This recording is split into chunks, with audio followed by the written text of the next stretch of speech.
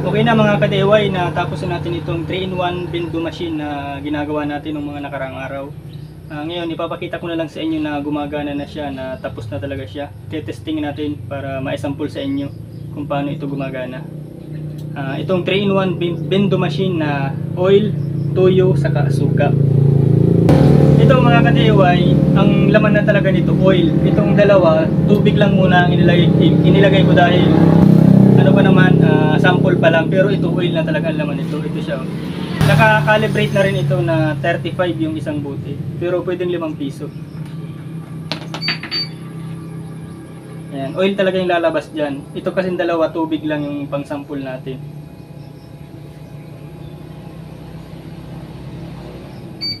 Ayan, yung 5 piso. Dito naman tayo sa toyo. Tubig muna ito mga ka-DIY. Ito, tubig lang yung laman.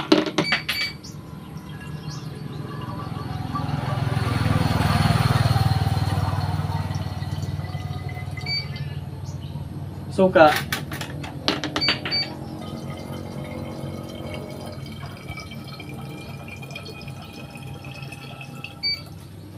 Isa pa.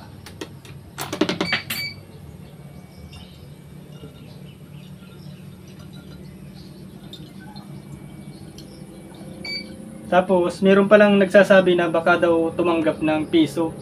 Papakita ko sa inyo na hindi ito tumatanggap ng piso, hindi kayo malulugi. Tatanggapin yung piso sa loob, papasok siya dun sa inyong lagayan ng coin sa loob. Pero hindi lalabas yung, kung alin man sa dalawa yung tatlo yung uhulugan niya.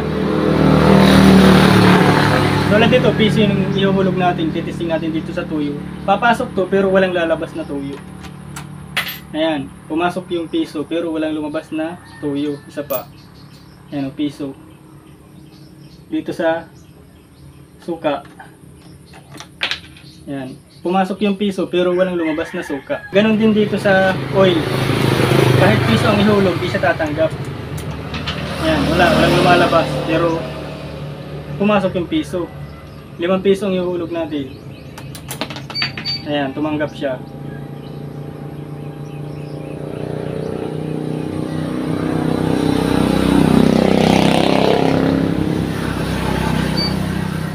Yun.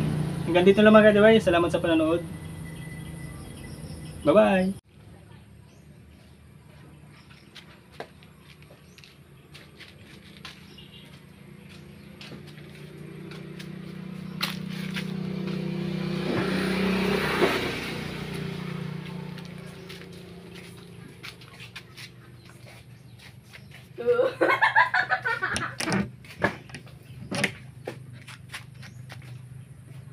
Saan? Saan? Ito ba? Okay.